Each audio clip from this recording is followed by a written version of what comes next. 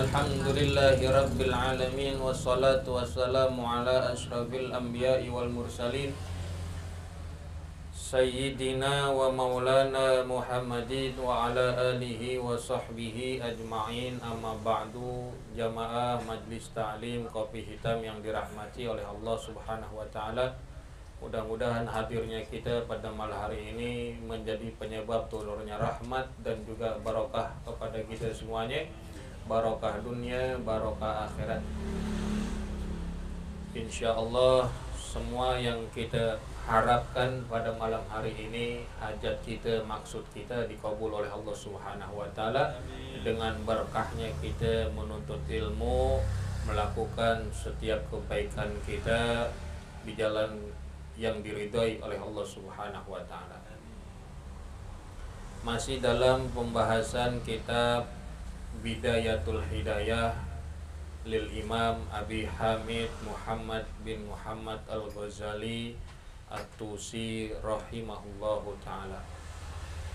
Jamaah yang dimuliakan oleh Allah subhanahu wa ta'ala,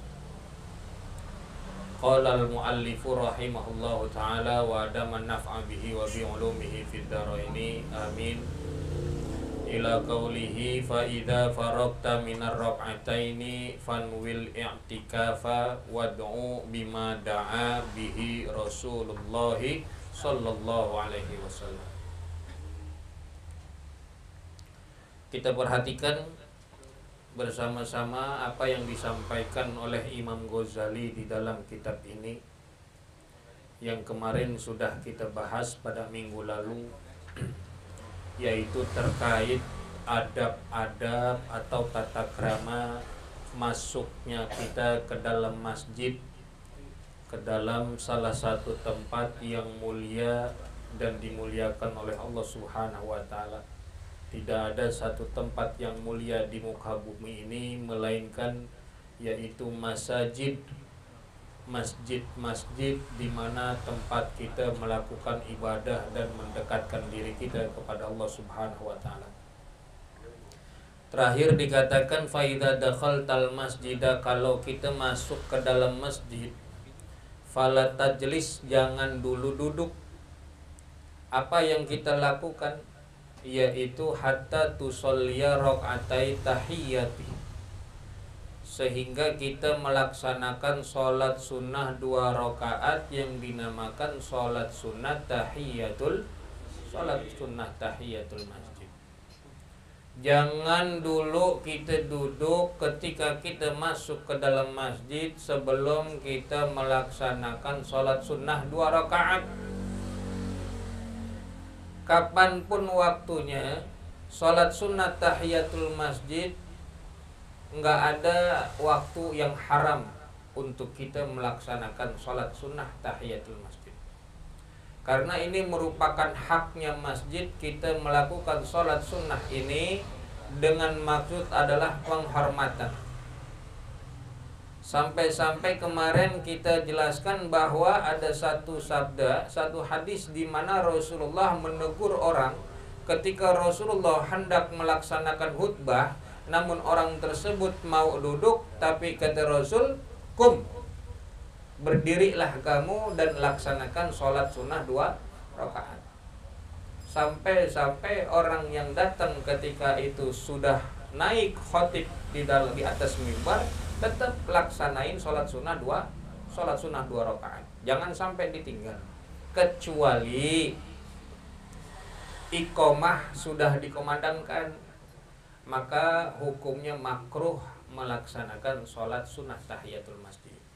Kalau sudah qomat, makruh hukumnya. Tapi kalau belum, kapanpun waktunya, laksanakan sholat sunnah 2 rakaat, yaitu sholat sunnah tahiyatul masjid. Karena begitu banyak keutamaannya. Kecuali kita belum ada wudu, kita belum suci dari hadas, atau memang kita ada hal yang mendesak sehingga kita tidak berkehendak atau berkeinginan melaksanakan sholat sunnah tersebut. Kafat kalbaqiyatu sholihan, maka cukup bagimu dengan kamu mengucapkan ucapan-ucapan yang mulia. Apa itu al-baqiyatu sholihat? Yaitu 4 kalimat yang terpuji: tasbih, tahmid, tahlil dan juga takbir. Subhanallah walhamdulillah wala ilaha illallah wallahu akbar. Berapa kali kita ngucapin? Sebanyak 3 kali. Atau ada yang berpendapat sebanyak 4 kali. 3 kali bagi orang yang berhadas dan cukup 1 kali bagi orang yang sudah berwudu. Orang yang sudah suci cukup 1 kali dia mengucap al-baqiyatus sholihat, yaitu subhanallah walhamdulillah wala ilaha illallah wallahu akbar. Atau ketika kita masuk ke masjid dan kita belum melaksanakan sholat sunnah sebelum, atau sholat sunnah qobliyah, kita masuk masjid belum melakukan sholat sunnah qobliyah, maka sholat sunnah qobliyah kita sudah terhitung dengan ganjaran, juga mendapatkan ganjaran sholat sunnah tahiyatul masjid.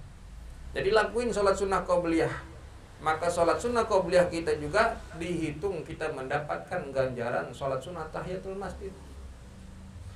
Jangan sampai kita tidak melakukan sholat sunnah sesudah kita masuk ke dalam masjid. Kita masuk masjid, lakuin sholat sunnah. Jangan dulu duduk. Ya, jangan dulu duduk. Atau tadi dengan kita mengucap al-baqiyatus sholihat, ucapan-ucapan yang mulia itu. Karena ucapan yang mulia itu ganjarannya sama dengan kita melakukan sholat sunnah tahiyatul masjid. Ya, ini diamalin karena begitu banyak keutamaannya. Ya. Ada satu kisah juga, Al-Imam Abdullah bin Al-Haddad itu amalannya beliau ketika masuk ke dalam masjid nggak pernah lepas daripada sholat sunnah tahiyatul masjid.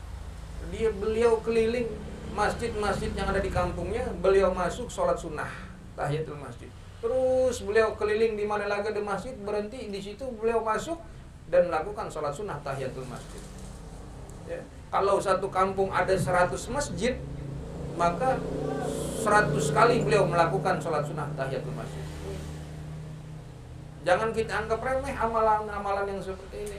Justru amalan yang seperti ini bisa jadi mengangkat derajat kita di hadapan Allah Subhanahu wa taala.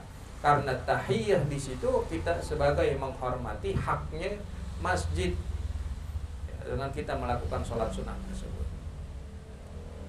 Kemudian dilanjutkan oleh Imam Ghazali, faida farokta, apabila kamu telah selesai, telah tuntas minar rakaataini, dari 2 rakaat,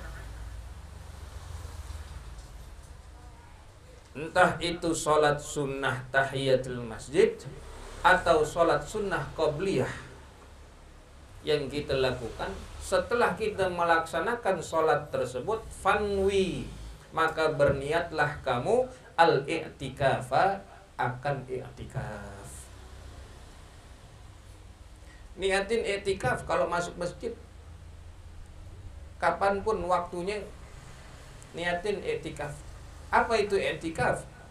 I'tikaf itu berdiam dirinya kita di dalam masjid, baik dengan waktu yang sebentar ataupun lama. Memang sebagian imam berpendapat bahwa waktunya itu harus 1 hari i'tikaf. Tapi kita dalam mazhab Imam Syafi'i boleh dalam waktu yang sejenak atau hanya sebentar, dengan kita meniatkan i'tikaf kita sudah dapat keutamaannya. Jangan sampai enggak niatin i'tikaf. Bagaimana niat i'tikaf? Gimana niat i'tikaf? Nawaitu an a'takifa fi hadal masjidi lillahi ta'ala. Nawaitu, aku berniat, an a'takifa, bahwa aku beriktikaf, fi hadal masjidi, di masjid ini, lillahi ta'ala, karena Allah Subhanahu wa ta'ala. Iktikaf di dalam masjid dengan kita mendekatkan diri, melakukan ibadah, berzikir, baca Quran,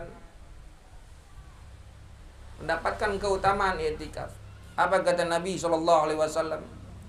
Man i'takafa, siapa orang yang beriktikaf, wa qanaqatin, meskipun dengan waktu yang sama dengan seseorang memeras onta. sekali perasan, waktunya segitu.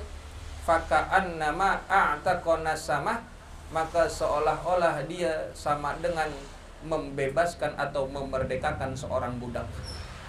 Itu itikaf keutamaannya.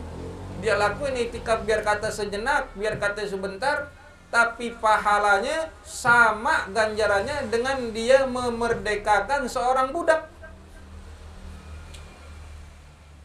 Keprok atuh. Ya, begitu. Keutamaan itikaf. Maka ini jangan kita tinggalin. Kalau kita masuk masjid, sholat sunnah tahiyatul masjid, dan juga itikaf. Mau sembahyang Jumat, besok nih Jumatan, masuk masjid, kita niatin itikaf, dapat keutamaannya tuh.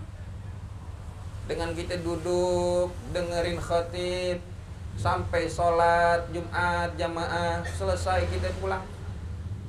Enggak cuman kita dapat pahala Jumatan, tapi dicatat juga pahala itikaf kita. Ya, tadi tuh, kalau setiap Jumat kita lakuin kayak begini, maka setiap Jumat kita dapat pahala memerdekakan seorang budak. Biar katanya budak sekarang kita nggak bisa nemuin, tapi pahalanya, ganjarannya luar biasa orang yang memerdekakan budak. Kalau hitung-hitungannya, memerdekakan budak kan dengan duit tuh. Kita merdekainnya, ngebayar tuh, ngebebasin. Berapa duit kita bisa tuh keluar. Tapi ganjarannya bisa kita dapat dengan kita melakukan itikaf di dalam masjid. Ya. Ada nggak itikaf di musola? Hah? Ada nggak itikaf di musola? Ya meskipun kagak ada yang kalau dikata itikaf di musola, tapi di musola kan juga kita bisa ngelakuin ibadah yang sama dengan baca Quran, sholat duha bisa.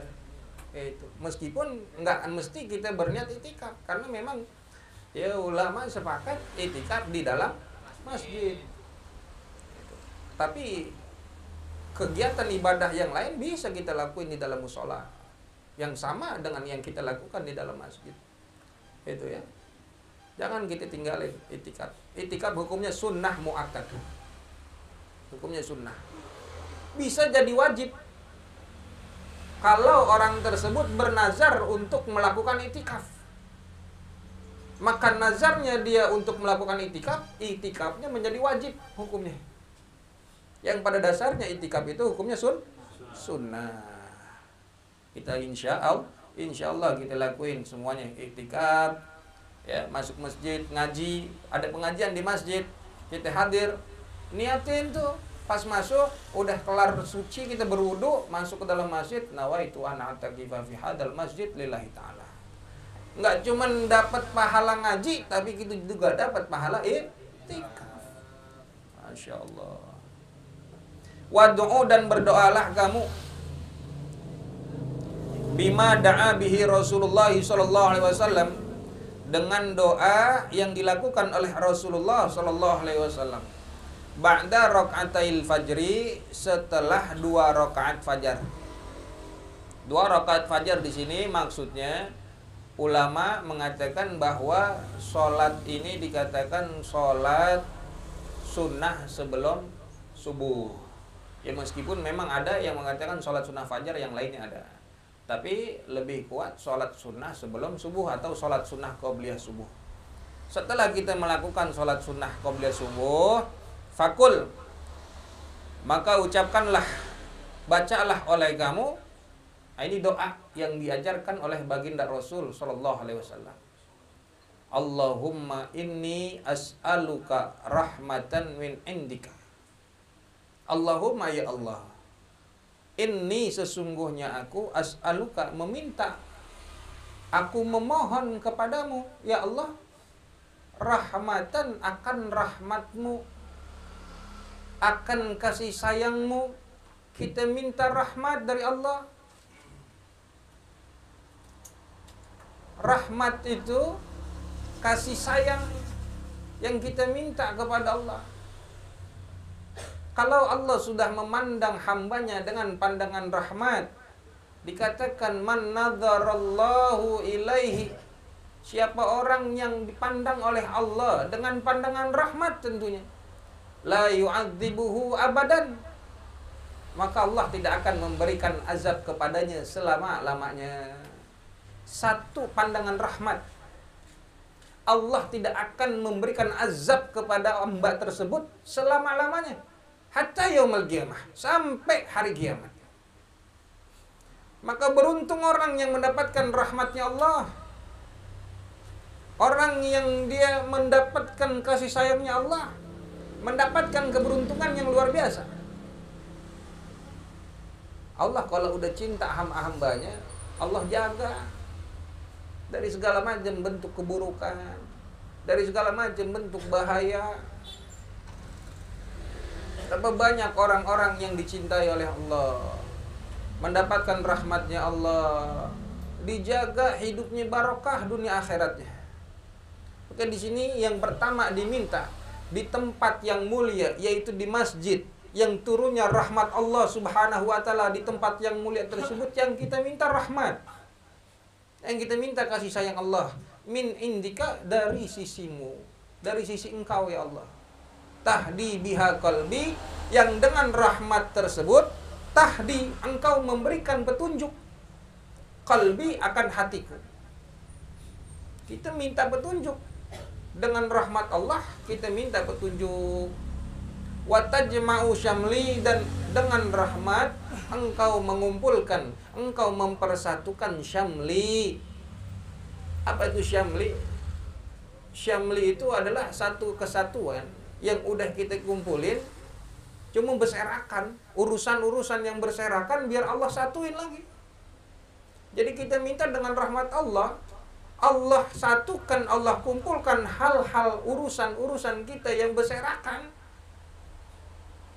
Kita minta. Wa talumu biha, dan engkau memperbaiki biha dengan rahmat sya'thi, hal-hal yang buruk, hal-hal yang kusut, segala macam apa yang kusut, biar Allah perbaikin dengan rahmatnya Allah. Wa taruddu, dan engkau mengembalikan biha, dengan rahmat, ulfati, akan segala kebaikan, akan segala kesenanganku. Hal-hal yang baik yang kadang udah jauh kita dari kebaikan, biar Allah kembalikan perasaan itu kepada kita, sehingga kita rindu akan melakukan kebaikan. Kita punya kesenangan datang ke pengajian, kita baca doa ini, yang tadinya kita kagak datang ngaji lagi, udah rada males, biar Allah kembalikan perasaan itu, kesenangan itu, supaya kita mau hadir ke pengajian, mau melakukan kebaikan. Doanya begitu. Jangan malah makin jauh kita dari kebaikan. Ya, karena enggak ada kita kuasa untuk mengembalikan hal-hal yang seperti itu. Punya perasaan pengen lagi hadir ngaji, punya perasaan pengen lagi ngelakuin hal-hal yang baik, yang biasanya kita sembahyang tahajud, kita sholat tahajud, kadang udah males, sekalinya males, udah tuh terus-terusan kita punya males, kita nggak ngelakuin sholat tahajud. Tapi kita minta agar Allah kembalikan itu perasaan itu, sehingga kesenangan kita akan kebaikan Allah kembalikan lagi kita untuk melakukannya. Wa tuslihu, dan engkau memperbaiki biha ya Allah, dengan rahmatmu, dini, akan agamaku. Wa tahfadhu, dan engkau menjaga biha, dengan rahmat, ghaibi, akan batinku, gaib, akan batinku yang berkaitan dengan kita punya hati. Wa tarfa'u, dan engkau mengangkat biha, dengan rahmat, syahidi, akan zahirku, yaitu dengan amal-amal soleh. Kau jaga hatiku, kau jaga hati kami dengan rahmat, dengan rahmatmu, dengan kasih sayangmu, dari hal-hal yang buruk, dari sifat-sifat yang buruk, dari perilaku-perilaku yang buruk. Dan kau angkat derajat kami dengan kami melakukan amal-amal yang soleh. Itu maksudnya. Atau ada yang mengartikan dari doa ini, engkau jaga ya Allah dengan rahmatmu ghaibi, yaitu siapapun atau apapun yang tidak bersama dengan diri kita. Contoh, ya keluarga kita, dengan kita berdoa begini, Allah jaga kita punya keluarga, Allah jaga kita punya teman, Allah jaga kita punya sahabat yang jauh mereka di sana. Wa tarfa'u biha syahidi, dan engkau angkat derajat orang-orang atau siapapun yang sedang bersama kita. Kita minta teman kita diangkat derajatnya dengan kita doa begini. Yang dekat maupun yang jauh, biar dijaga sama Allah, biar diangkat derajatnya oleh Allah. Wa tuzakki biha amali, dan kau mensucikan, membersihkan biha dengan rahmat amali, amal perbuatanku. Kadang apa yang kita lakuin, perbuatan kita, amal ibadah kita biar kata, belum tentu amalan ibadah kita bersih daripada sifat ujub, daripada riya, daripada sum'ah. Emang kita ngaji hal yang baik, ngaji mah. Cuman terkadang ngajinya kita aja masih pengen dikata dipuji sama orang. Pengen dibilang alim, pengen dibilang ustadz, pengen dibilang orang baik dengan kebaikan yang kita lakukan. Sering ngasih sedekah, kita berbuat tiap hari baik sama orang, biar dikata orang yang dermawan, biar dikata orang yang baik. Nah, kita minta dengan kita berdoa begini, amal perbuatan kita biar bersih daripada sifat-sifat yang seperti itu. Bersih dari ujub, bersih dari sombong, ngerasa lebih benar sendiri. Maka jangan pernah merasa paling soleh meskipun sudah melakukan amal yang soleh. Jangan pernah merasa diri paling baik meskipun sudah melakukan hal-hal yang baik. Terkadang begitu kita. Itu setan masih ngegoda kita aja. Yang kata udah datang ngaji, setan masih godain terus. Maka kita kadang ya tiap malam seger, cuman malam Kamis doang yang ngantuk.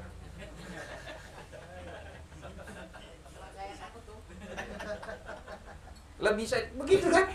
Iya. Udah paksa-paksain hadir ngaji, merasa diri paling hebat, merasa diri paling baik. Lu kemarin kagak ngaji, gua ngaji, lu kagak. Merasa diri paling hebat, merasa diri paling bener. Yang kagak ngaji, diiles habis-habisan. Ya, kita begitu. Ya biar bersih aja kita punya amal perbuatan ya. Jangan kita merasa diri paling soleh. Wa tubayyidu biha wajhi, dan engkau memutihkan biha dengan rahmat wajhi, akan wajahku. Ya, kita minta biar Allah memutihkan kita punya wajah. Bukan sekarang, nanti yaumil qiyamah. Kalau sekarang kita minta nanti di yaumil qiyamah itu ada wajah-wajah yang bersinar. Apa itu ayatnya? Wa wujuhun wujuhu yauma idzin nadhirah ila rabbiha nadhirah. Itu wajah-wajah yang bersinar, yang putih, terang benderang, itu mendapatkan pancaran sinar dari Allah. Kita minta biar wajah kita diputihkan saat itu. Artinya kita bisa memandang Allah Subhanahu wa ta'ala. Ya.